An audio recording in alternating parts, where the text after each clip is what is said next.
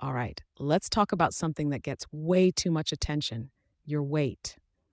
Here in Baltimore, Maryland, we often hear phrases like losing weight is good or gaining weight is bad, but is it really that simple? Today, we're breaking down what your weight actually says about your health and what it doesn't. Stay tuned. First, let's clear up a major myth. Your weight alone does not determine your health. The number on the scale is just one small part of a much bigger picture. BMI, for example, is widely used but doesn't account for muscle mass, bone density, or even body composition. So if you're stressing over that number, take a deep breath. There's more to the story. So if weight isn't the whole story, what is?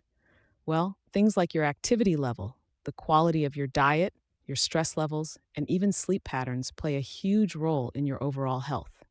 Two people can have the exact same weight but drastically different health outcomes. Crazy, right? Now, we're not saying weight is irrelevant. Significant weight gain or loss can sometimes signal underlying health issues, things like hormonal imbalances, metabolic conditions, or even stress related problems. But here's the key: it's about trends over time, not one off numbers.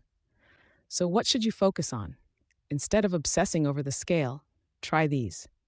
Move your body in a way that feels good, nourish yourself with whole foods, get enough rest, and manage stress. These habits will do far more for your long term health than any crash diet ever will. At the end of the day, your health is about so much more than your weight. So let's shift the conversation, because you are not just a number. If you found this helpful, hit that like button, subscribe for more health content, and drop a comment below with your thoughts. See you next time.